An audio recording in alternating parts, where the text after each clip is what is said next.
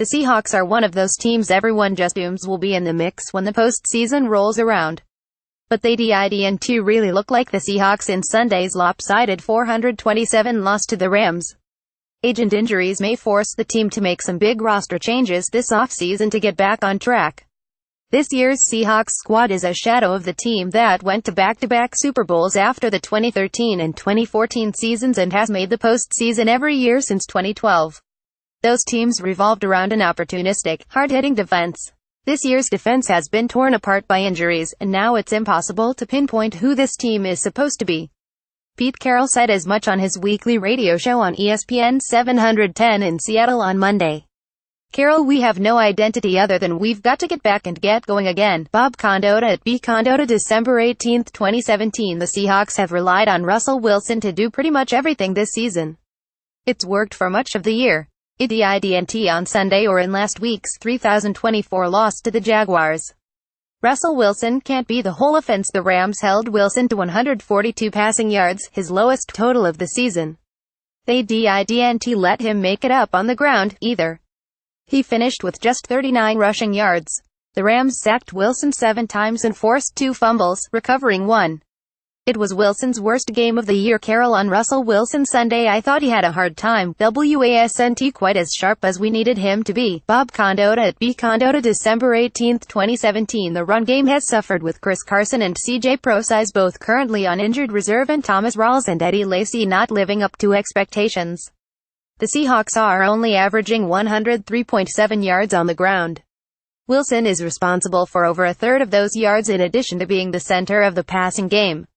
But depending on one player to be your entire offense isn't exactly a practical strategy. Especially when the Seahawks defense isn't in a position to carry the team right now.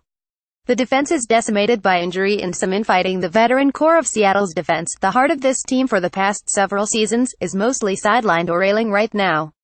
Cornerback Richard Sherman is out for the season with a torn Achilles.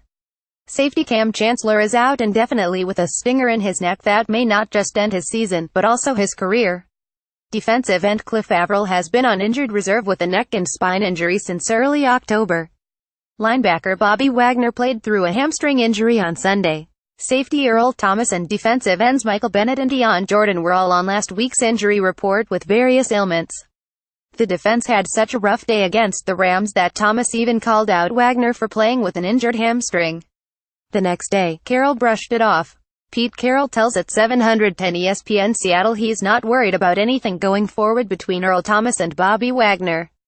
Carroll said Wagner made it through the game no worse off with his injured hamstring. Brady Henderson at Brady Henderson, December 18, 2017. But the frustration both players felt after an embarrassing loss was evident. This exchange, plus last week's dust-up with the Jaguars, are an interesting snapshot of the emotional state of the locker room in Seattle.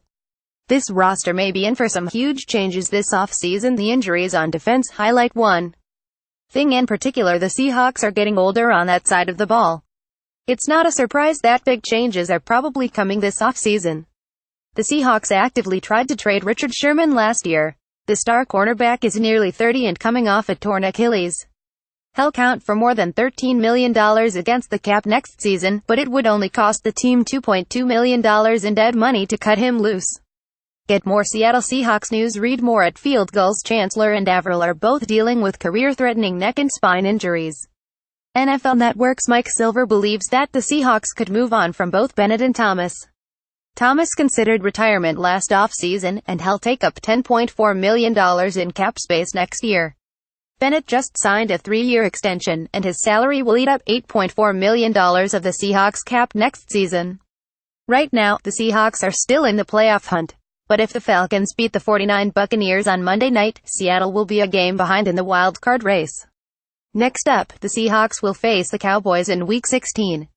Dallas has won 3 in a row, and Ezekiel Elliott will be back from suspension and on the field for the Cowboys. If the Seahawks lose even one of their last 2 games, they're almost certainly out of the playoff race. The battle for those NFC wildcard spots is heated, and even if the Seahawks manage to win out, a postseason bid isn't guaranteed. They're looking at the very real possibility of missing the playoffs for the first time in Wilson's career. There's no question that the Seahawks want to get back in the position of being a perpetual contender. That may mean moving on from some of the seasoned veterans, like Sherman and Chancellor, who gave this team its identity in the first place.